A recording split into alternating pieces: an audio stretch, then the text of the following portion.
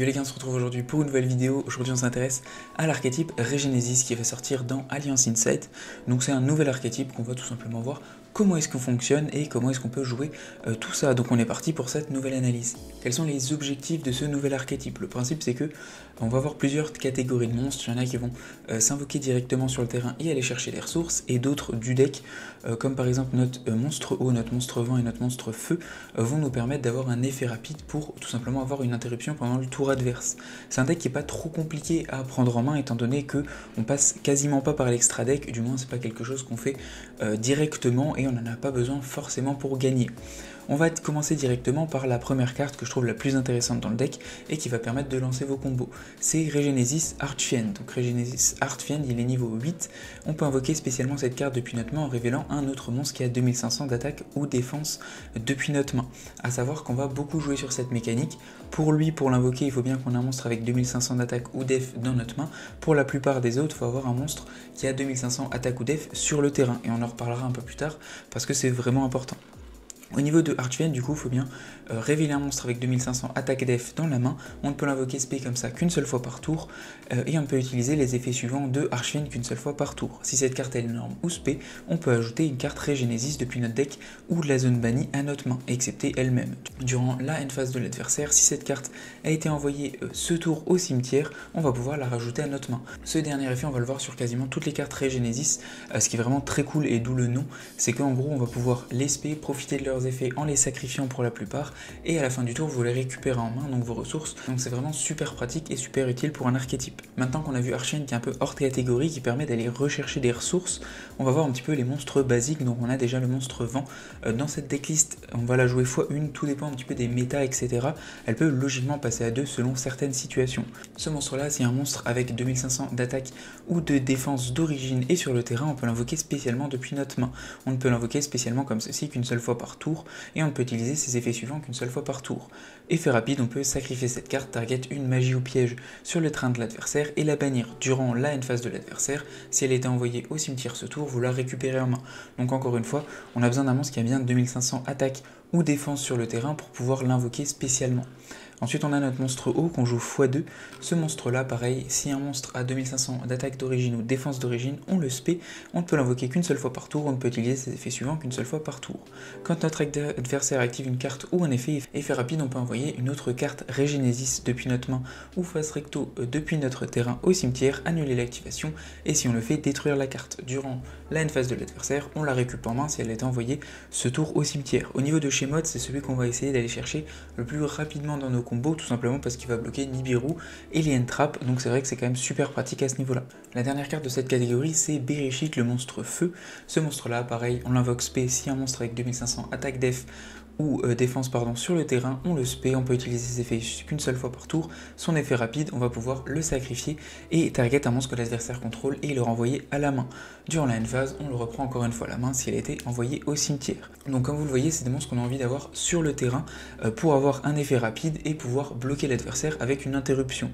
Comment est-ce qu'on va pouvoir les invoquer? Parce que logiquement, si on a Archfiend en main, Archfiend, on a juste besoin d'un autre monstre de l'archétype en main ou d'un monstre qui a 2500 attaque ou défense, on le spé, et derrière, logiquement, on peut bien spé tous nos monstres, vu qu'il y a notre monstre sur le terrain, Archfiend, qui a bien 2500 attaque ou défense. Donc si on l'a lui, ça permet de lancer nos combos et ensuite d'invoquer tous nos monstres qui ont des effets pendant le tour de l'adversaire. A noter que, en général, ce deck là est joué avec une petite engine d'un autre archétype qui va jouer des monstres avec 2500 attaque ou défense. Pour ma part, dans cette decklist, on va jouer un peu de Kashtira avec Fenrir qui peut nous servir Isse spé, ça fait toujours une interruption en plus, et on a notre Unicorn qui a bien 2500 d'attaque. Donc si Unicorn Isse spé sur le terrain, on a bien ensuite la possibilité de spé notre Shemot, notre Vaikra et notre Bereshit. Donc c'est aussi archi pratique à ce niveau-là. Unicorn reste une bonne carte et en plus de ça, il est bien niveau 7, donc on peut avoir accès avec certains de nos Regenesis à des Xyz 7, donc ça peut être aussi très pratique à ce niveau là. Il y a d'autres possibilités à jouer, il y en a qui jouent par exemple avec une engine de Diablo Star qui ont bien des monstres à 2500 d'attaque, donc ça marche aussi, et on peut aussi jouer par exemple une engine de Bestial, Eldish ou quoi.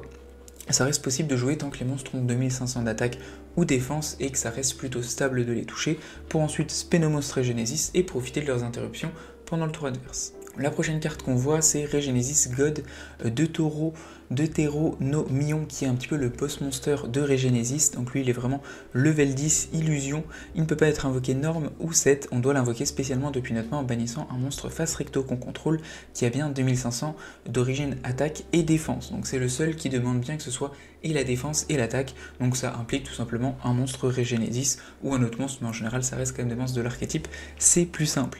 Si cette carte est invoquée spécialement, on peut set directement une carte magie ou piège Regenesis depuis notre deck. Il gagne 2500 d'attaque durant la battle phase seulement, et si cette carte attaque un monstre en position de défense, on va infliger des dommages perçants à notre adversaire. Donc cette carte là est très intéressante parce qu'on l'invoque très simplement, il faut juste un prérequis, un monstre Regenesis sur le terrain, on le bannit, on le spé et on va chercher une carte piège. Au niveau de la carte piège en général qu'on va chercher, la logique c'est d'aller chercher Regenesis Burst qu'on joue x1 dans le deck et qui vient une carte piège continue. Cette carte là dit qu'on peut envoyer un monstre Regenesis depuis notre deck au cimetière, target un monstre que l'adversaire contrôle et on peut le changer face verso en position de défense. Durant le tour de l'adversaire, on peut envoyer cette carte face recto depuis notre zone magie et piège au cimetière, invoquer spé autant de monstres Regenesis de noms différents que possible depuis notre main, cimetière ou zone bannie, mais par contre on les envoie au cimetière durant la end phase. Donc c'est une carte qui est très intéressante parce que on va la chercher facilement, elle donne une interruption en plus et en plus elle peut permettre de ramener tous les monstres de l'archétype sur le terrain, ce qui est aussi extrêmement intéressant. Les dernières cartes qu'on n'a pas vues dans Regenesis, c'est les magies. Donc on en a deux, on a une magie normale, une magie rapide. La première c'est Regenesis tout court, donc on prend un monstre Regenesis depuis notre deck et où on l'ajoute à la main ou l'envoie au cimetière. Si on contrôle un monstre Regenesis, on peut à la place ajouter un monstre qui a 2500 d'attaque et de défense depuis notre deck à notre main à la place. Si cette carte est dans le cimetière, excepté le tour où elle a été envoyée, on peut target un monstre Regenesis dans le cimetière et l'invoquer spé en la bannissant. Donc c'est une carte qui permet tout simplement de stabiliser les combos et aussi de respect potentiellement un monstre Regenesis, ce qui est extrêmement intéressant, donc c'est pour ça qu'elle est x3. Thora Regenesis, la magie rapide, on invoque spé un monstre Regenesis depuis notre deck, mais on l'envoie au cimetière durant la end phase de l'adversaire, ça ne change rien vu qu'après, ou alors on va le sacrifier pendant le tour adverse, et en plus avec son effet, on va le récupérer à la main dans tous les cas, donc c'est plutôt cool. D'ailleurs on ne peut pas invoquer spécialement de l'extra deck jusqu'à la fin du prochain tour, après que cette carte soit résolue. Comme je vous disais, on a de l'extra deck, mais c'est pas le truc le plus important dans le deck, les monstres du main deck suffisent largement à avoir des interruptions. Durant la main phase, excepté le tour où elle a été envoyée au cimetière, on peut bannir cette carte depuis le cimetière, cibler un autre monstre banni Regenesis et l'invoquer spécialement. Donc encore une fois, Thora nous permet de respect de la zone bannie et notre Regenesis nous permet de respect du cimetière. Donc ça reste des cartes qui sont extrêmement importantes, qui stabilisent et qui respect derrière nos ressources, donc c'est très très cool. On se retrouve maintenant pour un combo de base avec Regenesis, donc je trouve ça un peu ridicule parce que c'est un deck qui vraiment est extrêmement simple à mettre en place, il n'y a pas besoin de beaucoup de combos et toutes les cartes ça se suit extrêmement facilement. Donc c'est juste pour vous montrer un peu réellement les cartes sur un terrain, mais en soi juste vous-même vous allez trouver largement les combos. Donc là j'ai juste un Archfiend Regenesis et un monstre Regenesis Bereshit, donc je le montre du coup, étant donné qu'il a bien 2500 attaques ou défense depuis ma main, je spé mon monstre, derrière je peux aller chercher une carte depuis mon deck à la main. Comme mon Archfiend c'est un monstre qui n'a pas d'effet, qui se sacrifie et qui font une interruption pendant le tour adverse, je vais aller chercher mon Deutéronomion. En soi, je peux aller chercher n'importe quoi du deck. Logiquement, j'ai que mon monstre feu, donc je peux aller chercher aussi mon monstre eau, je peux aller chercher un peu ce que je veux. Là, du coup, je vais spé directement mon monstre feu qui pourra se sacrifier et renvoyer un monstre du terrain de l'adversaire à la main. Et là, je vais passer par ce monstre-là, je vais bannir mon monstre et je vais pouvoir avoir son effet qui me permet de set directement une piège. Encore une fois, je peux set ma Regenesis classique, l'activer, aller chercher un autre monstre Regenesis, par exemple le monstre eau, le spé, et derrière j'ai encore une interruption de plus. Donc en fait à chaque fois c'est pas mal de possibilités et on va s'adapter selon le deck et selon un petit peu la situation. Ma conclusion sur Regenesis, c'est un excellent archétype, je trouve vraiment bon déjà, premier point. Deuxième point c'est que on va pouvoir jouer d'autres petites engines avec, ce qui permet de changer un petit peu, d'avoir des combos différents selon les decklists et de choisir un petit peu ce qui nous plaît. Et en plus de ça, je trouve que c'est un deck qui est vraiment extrêmement facile à prendre en main. On n'a pas besoin de faire 36 combos, on a des monstres qui font leurs effets, pas besoin forcément d'extra deck, donc pour reprendre un peu un Yu-Gi-Oh je trouve ça cool, et même pour des fois ne pas se prendre la tête à avoir 1 million de combos et devoir réfléchir à tout ce qu'on fait, je trouve que c'est des decks qui font du bien aussi parfois. Donc merci en tout cas d'avoir regardé, n'hésitez pas à me donner votre decklist, votre archétype que vous jouez avec Regenesis, ou si je me suis trompé dans quelque chose. Ciao ciao, à plus et abonnez-vous.